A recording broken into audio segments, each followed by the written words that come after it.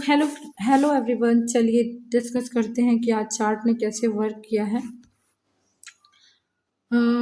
Market में पिछला chart को देख के ये मतलब आपको व्यू लगाना है कि कैसे मार्केट वर्क करता है। सबसे पहले तो प्रीवियस डे के चार्ट को देखोगे तो इतना बड़ा शार्प बाइंग आया था।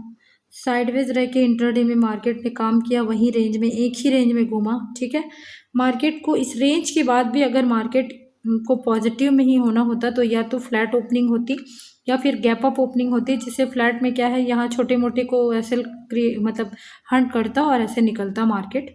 ठीक है, और गैप अप होता तो वो डायरेक्ट इसको हंट करते हुए, क्योंकि प्रीवियस डे में और है मतलब ये, इसमें मैं टाइम चेंज करूँगी तो मेरा इंटरनेट थोड़ा नहीं चल रहा है अभी, आज थोड़ा इशू है। तो इसके ऊपर में प्रीवियस डे बहुत ऐसे है उसको हंट करते हुए जाता, लेकिन हमारा जो सेलिंग और साइडवेज का मतलब व्यू इसलिए हो गया था क्योंकि एक तो मार्केट गैप डाउन हुआ। ठीक है, और प्लस गैप डाउन तो हुआ, लेकिन गैप डाउन होते ही इसको तो टारगेट करने का था कि थोड़ा बहुत नीचे सेलिंग में आ सकता है, तुरंत ही तो ऊपर नहीं जाएगा, क्योंकि ऊपर जाना होता तो या तो फ्लैट या फिर गैप अप ओपनिंग होती। फिर उसके बाद कुछ कुछ सेटअप बनते हैं जिसमें हमारा जो सेटअप होता है, जिसमें ब्रेकआउट होता है तो हम सेलिंग के लिए लेते हैं, ब्रेक डाउन होता है तो बाइंग के लिए लेते हैं। लेकिन मार्केट में ये जो पहला कैंडल बना था, तो पहले कैंडल में तो किसी को नहीं जाना चाहिए क्योंकि नई व्यू समझ में आता। फिर उसके बाद थोड़ा थोड़ा करके मार्केट बाइंग में तो गया, लेकिन क्या किया, पहले कैंडल से ना ब्रेकआउट तो कर रहा हूँ करके दिखाया, लेकिन रेजिस्टेंस ही कैंडल बना दिया वीक में। तो थोड़ा सा मैं इसमें कंफ्यूज हो गई, नहीं तो मेरी सेलिंग की पोजीशन बन जाती। अगर ये ब्रेकआउट कर देता तब मैं सेलिंग के पोजीशन के लिए जाती, मुझे कंफर्मेशन नहीं मिला। और इसमें सेंसेक्स में भी देखेंगे तो ये नीचे ही नीचे था। ऐसा ऐसा नहीं है कि ब्रेकआउट नहीं हुआ तो आप नहीं जा सकते, इसमें भी ब्रेकआउट नहीं हुआ है, ये भी सेलिंग में था। ऐसा नहीं है कि आप ब्रेकआउट नहीं हुआ तो इसमें सेलिंग में नहीं जा सकते, ये जा सकते हैं। एक सेलिंग आया, फिर एक रिट्रेसमेंट आया, सबको लगा होगा कि बाइंग में ऐसे जाएंगे, फिर बायर को निकाला, फिर से यहाँ जाया तो आप जा सकते थे। लेकिन मेरा वो सेटअप नहीं है जिसमें एक रिट्रेसमेंट, सेलिंग आया फिर एक रिट्रेस किया, फिर आप मतलब वो जा सकते हो, मतलब सेलिंग में जा सकते हो। सेलिंग का तो व्यू था, लेकिन मैं एक मिनिमम एक इंडेक्स को चाहती थी कि ये ना हाई से थोड़ा ब्रेकआउट, एक कैंडल 1 मिनट का क्लोज हो के नीचे गिरे तो मैं सेलिंग में जाऊँ। तो उस टाइप का चार्ट मुझे कंफर्मेशन दिया नहीं, तो मैं तो रिकमेंड नहीं करूँगी। एक दिन भले छूट जाए तो छूट जाए, आप बिना कंफर्मेशन के मत जाइए। रोज़ चार्ट बनता है, रिट्रेसमेंट आता है उसके साथ, जिसको रिस्क लेना है वो ले सकता है, बट मैं तो रिकमेंड नहीं करूँगी। फिर उसके बाद चार्ट बहुत साइडवेज रहा, सबसे बड़ी बात। और बैंक निफ्टी तो एकदम ऐसे चल रहा था, ऐसे 500 के लेवल में। बट सेंसेक्स और निफ्टी क्या है, पहला कैंडल का ऊपर तो गया लेकिन ब्रेक डाउन कर चुका था। अब यहाँ पे बना था मेरा एक सेटअप, लेकिन मैं आपको बताना चाहती हूँ कि दो इंडेक्स ने अपना जो प्रीवियस स्विंग है उसका ब्रेक डाउन किया, निफ्टी और सेंसेक्स ने। ये देखिए, निफ्टी ने भी ब्रेक डाउन किया, और जो बैंक निफ्टी है वो 500 का एक्सेक्ट सपोर्ट ले रहा था। वो भी कितने बार लिया, 1 बार 2 बार 3 बार 4 बार। तो सपोर्ट में होना चाहिए, लेकिन ऐसे जा के सपोर्ट में आ रहा था, तो ये इसका मतलब है कि 500 के लेवल में बायर को अट्रैक्ट कर रहे हैं मार्केट। अगर ब्रेकडाउन एक हुआ है तो चांसेस आर हाई कि तीसरा भी ब्रेकडाउन कर दे। तो थोड़ी देर बाद, भले ये जब साइडवेज था तो बैंक निफ्टी और सेंसेक्स और निफ्टी तो थोड़ा हाई ले लगा के ऊपर गए हैं।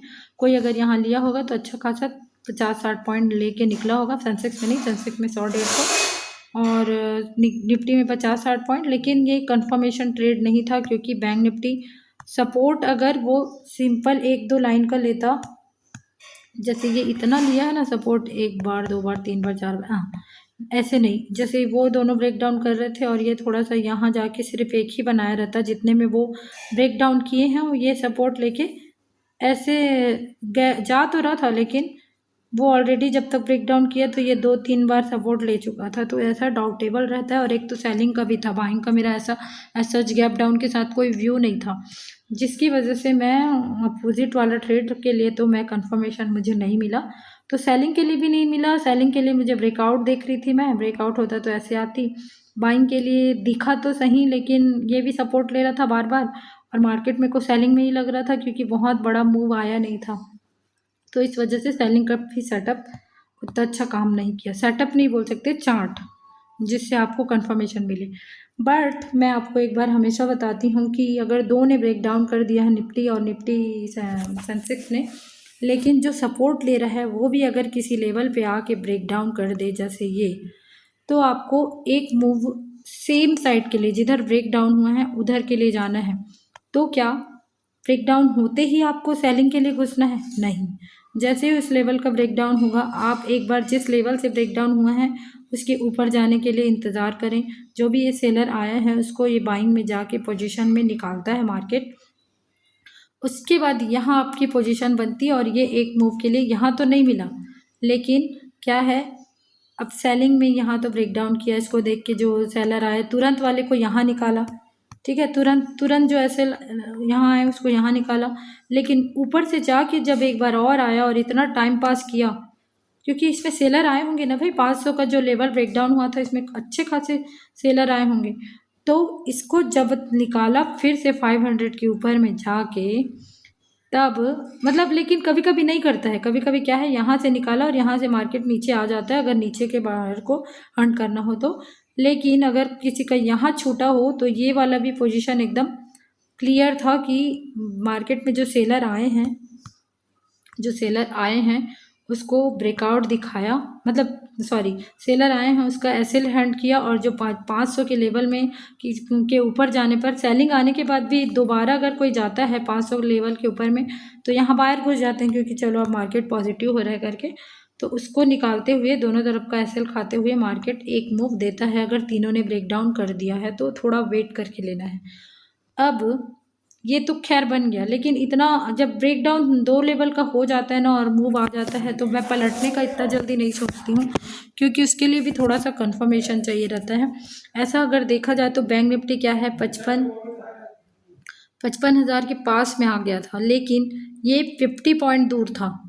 ऐसा बोला जाए तो ऐसा सपोर्ट तो ले रहा है, लेकिन मैं इतना दूर का सपोर्ट मतलब को नहीं कंसीडर करूँगी, क्योंकि कभी कभी उतना दूर में कभी भी आया और ले लिया और इसको इतना पास आने के लिए हंट कर दिया मार्केट, तो फिर आपके एसएल हिट हो जाएंगे। तो कोशिश करिए इस टाइप का सेटअप को आप, मतलब इस टाइप का जो एसएल हंटिंग है उसको नहीं देखना है, क्योंकि वैसे तो एसएल हंटिंग बना है क्योंकि मार्केट सेंसेक्स क्या है, अपना 200 का जो लेवल होता है उसको ब्रेक डाउन किया जब वो सपोर्ट ले रहा था 5500 का, 55,000 का, ये ब्रेक डाउन किया सेंसेक्स। निफ्टी भी क्या किया, जो प्रीवियस अपना लो लगाया था उसको भी, ये प्रीवियस जो एक बार तो लो लगाया, इसी लो को एक बार और लगाया। एक मिनट, मेरा पेंसिल थोड़ा सा वर्क नहीं करता। कहने का मतलब है कि ये जो लो लगा था ना उसका एक बार और लो निकाला है, ब्रेक डाउन हुआ है, भले आपको सपोर्ट दिख रहा होगा, यहाँ पे कैंडल क्लोज हुआ है।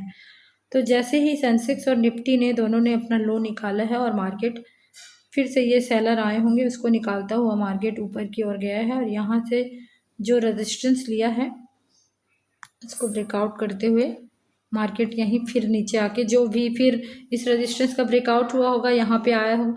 ऐसा देखा जाए तो हर जगह सेल हंटिंग का सेटअप बनता है, लेकिन क्या इतना सेटअप में जाना चाहिए? जाना है तो फिर ऐसे ही होगा बार बार, तो 1-2 सेटअप बस देखो। मैं तो बता रही हूँ कि अगर मार्केट में अगर 3 बजे आए तो ऐसा कुछ दिखता है तो आप ले सकते हो अगर टाइम है तो, लेकिन मैं नहीं रिकमेंड करूँगी। ये वाला तो आपको नहीं करना चाहिए। यहाँ तक तो ठीक था ब्रेक डाउन में। तो आज ना थोड़ा सा क्लियर नहीं बना है, बट आप देख सकते हो कि ना एसएल हंटिंग से ही बना है। तो चलिए, थैंक यू। आज मेरा तबीयत थोड़ा सा सही भी नहीं लग रहा है।